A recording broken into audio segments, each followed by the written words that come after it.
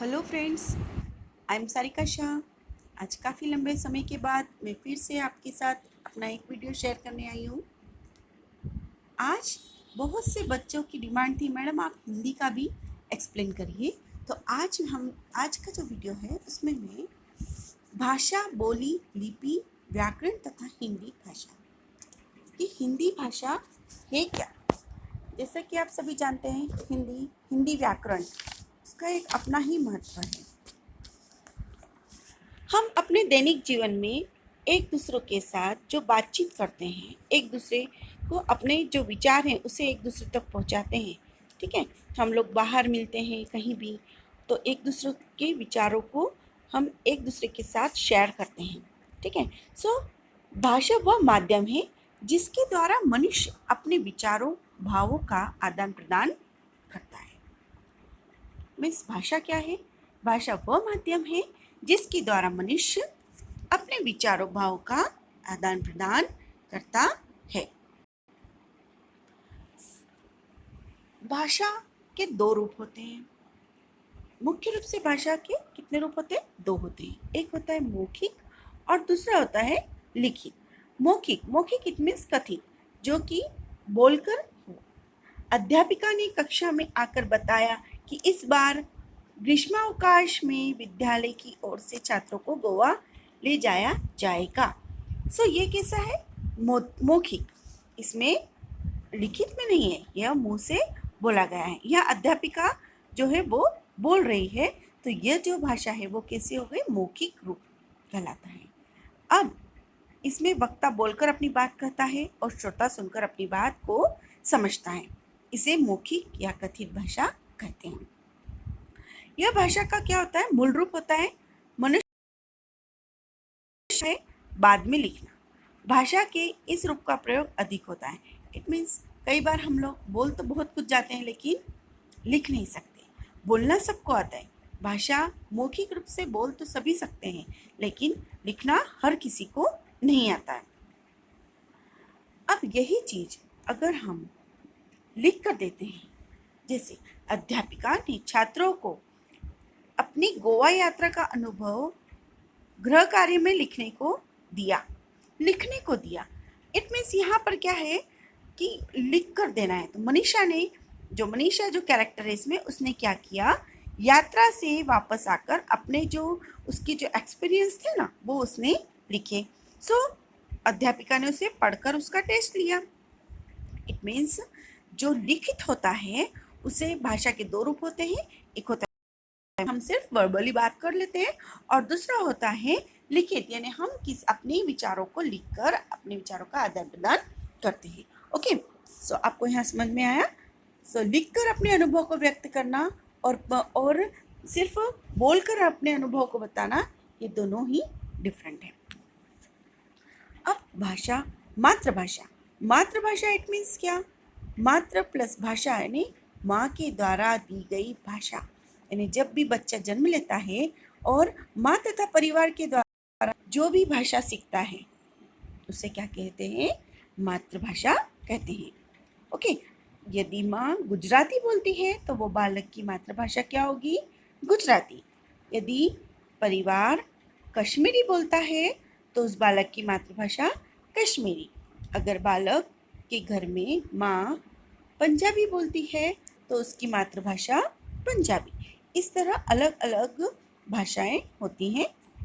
अब होती है दूसरी भाषा, होती है राष्ट्रभाषा। राष्ट्रभाषा इट मीन्स जो पूरे राष्ट्र की भाषा हो, पूरे राष्ट्र की भाषा। ओके, इसका इट मीन्स राष्ट्र की भाषा ने पूरे के पूरे हमारा जो भारत है उसमें जो लैंग्वेज चलती है, जो एक ही लैंग्वेज है जो हर कोई व्यक्ति बोलता है, उसको कहते हैं राष्ट्रभाषा। भारत में हिंदी का प्रयोग 70% लोग करते हैं और हिंदी हमारी क्या है? राष्ट्रभाषा है।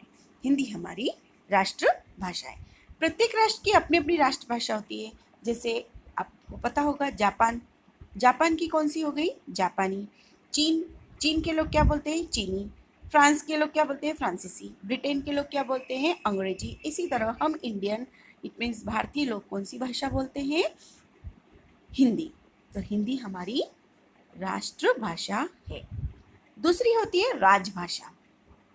भाषाओं के प्रकार मैं आपको बता रही हूँ। पहला जैसे मातृभाषा, फिर राष्ट्रभाषा, अब राजभाषा। राजभाषा यानी जो एक पर्टिकुलर जो राज होता है ना, उसकी भाषा होती है, उसको राजभाषा कहते हैं। जैसे अगर आपको मैं बताती हूँ कि राजभाषा और राष्ट्रभाषा में क्या अंतर है, दोनों में क्या अंतर है। ओके, सो प्रयोग देश के कार्यालयों में कामकाज के लिए राजभाषा। ओके, राष्ट्रभाषा तथा राजभाषा में अंतर है। इसमें एक ना समझे, भारत में कार्यकारिणी कामकाज के लिए हिंदी तथा अंग्रेजी दोनों भाषाओं का प्रयोग किया जाता है। तो ये दोनों भाषाएं जो हैं वो क्या कहलाएंगी, राजभाषाएं। ओके, और कभी कभी होती है संपर्क भाषा। संपर्क भाषा अर्थात कैसी भाषा जिसका प्रयोग देश के निवासी आपस में संपर्क करने के लिए करते हैं, उसे कहते हैं संपर्क भाषा। भारत की संपर्क भाषा कौन सी है, हिंदी है, और विश्व की संपर्क भाषा कौन सी है, अंग्रेजी है।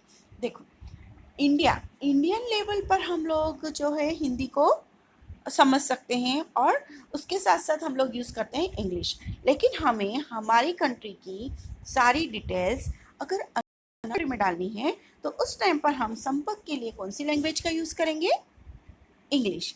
कौन सी लैंग्वेज का यूज़ करेंगे, इंग्लिश। सो यह है डिफरेंट टाइप ऑफ भाषा। ओके, तो आप लोग समझ गए होंगे। जैसे मातृभाषा कहाँ से होती है, राष्ट्रभाषा किसे कहते हैं, राजभाषा किसे कहते हैं, और संपर्क भाषा किसे कहते हैं। ठीक है, अब हमारे इंडिया में, हमारे भारत में बहुत सी भाषाएं हैं जो मान्यता प्राप्त भाषाएं कौन कौन सी है, उसमें हिंदी, असमी, बंगाली, गुजराती, डोंगरी, कन्नड़, बोडो, कश्मीरी, कोंकणी, पंजाबी, उर्दू, मैथिली, मलयालम, मणिपुरी, मराठी, नेपाली, उड़िया, संस्कृत, ओके, तमिल, तेलुगु, संथाली तथा सिंधी। ये सारी जो भाषाएं हैं ये सारी मान्यता प्राप्त भाषाएं हैं, यानी जिस भी पर्टिकुलर स्टेट की जो लैंग्वेज है वहाँ पर इस लैंग्वेज की बुक्स वहाँ के स्टूडेंट्स के लिए चलती है। जैसे हम लोग गुजरात में रहते हैं, हमारे यहाँ एक एज ए लैंग्वेज गुजराती की बुक भी चलती है, राइट। और अगर आप महाराष्ट्र में जाओ फिर होती है मानक भाषा। मानक भाषा इट मीन्स कौन सी भाषा, मानक भाषा जब भाषा का विकास प्रक्रिया से गुजरती है तब उसकी एकरूपता को बनाए रखना कठिन होता है। सो हिंदी भाषा का क्षेत्र बहुत व्यापक है, इसलिए इस पर बोलियों तथा उपभाषाओं का प्रभाव वर्णों व शब्दों के एक से अधिक रूप प्रचलित हो जाते हैं, और कौन सा रूप शुद्ध तथा मानक है यह जानने की में कठिनाई होती है। इस कारण से भाषा में जिस रूप को जो शिक्षित होते हैं, वो विद्वान होते हैं, वो स्वीकृति देते हैं, वही मानक रूप कहलाता है। अब मानक रूप यानी क्या, कई बार क्या होता है, हम जैसे जैसे स्टेट बदलती है वैसे वैसे प्रोनाउंसिएशन, आप इंग्लिश में भी आप देखते हो चेंज हो जाता है, इसी तरह से हिंदी में भी होता है। सो मानक भाषा किसको कहते हैं, मानक भाषा वो होती है जिसमें जो विद्वान हैं वो लोग क्या करते हैं, डिसाइड कर लेते हैं कि अगर इस तरह से लिखा हुआ है तो यही मान्य कहलाएगा। ओके, सो मानक रूप क्या है और अमानक रूप क्या है। सो अमानक रूप और मानक रूप दो तरह के होते हैं। ओके, हम लोग अमानक रूप में शॉर्ट फॉर्म में कुछ काम कर देते हैं, लेकिन उसका एक्चुअली जो मानक रूप होता है वो डिफरेंट होता है, जो कि फिक्स्ड होता है, जिसका उपयोग हम हर तरह की जो राइटिंग प्रोसेस है उसमें करते हैं। फिर हिंदी भाषा की बहुत सी विशेषताएं व उपलब्धियां हैं। अब जैसे हिंदी हमारी राष्ट्रभाषा है, सो हिंदी भारत की राष्ट्रभाषा, राजभाषा और संपर्क भाषा है ना। क्या है राष्ट्रभाषा, आपको पता है, राजभाषा क्यों कहा है, और संपर्क भाषा क्या होती है, मैंने आपको पहले ही एक्सप्लेन कर दिया है। यह भारत में लगभग 18 करोड़ निवासियों की मातृभाषा तथा लगभग 30 करोड़ लोगों की संपर्क भाषा है। इन्हें हमारे इंडिया में 18 करोड़ जो हैं इंडियंस, वो हिमाचल प्रदेश, उत्तर प्रदेश, उत्तराखंड, हरियाणा, दिल्ली, मध्य प्रदेश, छत्तीसगढ़, बिहार तथा झारखंड, ये सारे जो देश है प्रदेश। इन प्रदेशों में क्या होती है बेटा? यहाँ पर हिंदी मुख्य भाषा है। यहाँ की भाषा कौन सी है? हिंदी। हिंदी पूर्णतः वैज्ञानिक भाषा है। इसके उच्चारण व लेखन में एकरूपता है। लिपि चिन्हों के नाम पर व ध्वनियों में कोई अंतर नहीं होता। जैसे रोमन में अक्षर बी है तो ध्वनि ब है, परंतु हिंदी में अक्षर अ की ध्वनि भी अ ही है। हिंदी फ्रीजी देश की राजभाषा है। यह मॉरिशस, फिजी, त्रिनिदाद और टोबैगो, यूनाइटेड मलेशिया आदि में भी बोली जाती है। ऐसा हमारे इंडिया में बोली जाती है। हिंदी भाषा का प्रयोग अमेरिका में लगभग 1 लाख, मॉरिशस में लगभग 68,600 और दक्षिण अफ्रीका में लगभग 8,90,000 टू 92 जैसे लोग इसका यूज करते हैं। डॉक्टर जयंती नौटियाल ने 20 वर्षों तक देशी तथा विदेशी भाषाओं के आंकड़ों का अध्ययन करके यह सिद्ध कर दिया कि हिंदी भाषाओं की संख्या चीनी बोलने वालों से अधिक है। संपूर्ण विश्व में हिंदी भाषा में सबसे अधिक फिल्में बनाई जाती हैं। आजकल टीवी चैनलों, समाचार, विज्ञापन, अन्य कार्य सारे हिंदी भाषा में ही अधिक प्रसारित किए जाते हैं। हिंदी हमारी राष्ट्रभाषा है। इसके साथ साथ इसका चलन विदेशों में भी बहुत है। आशा करती हूँ आपको मेरा ये वीडियो पसंद आया होगा। अगर पसंद आया है तो इसे लाइक और शेयर जरूर करें। बाय।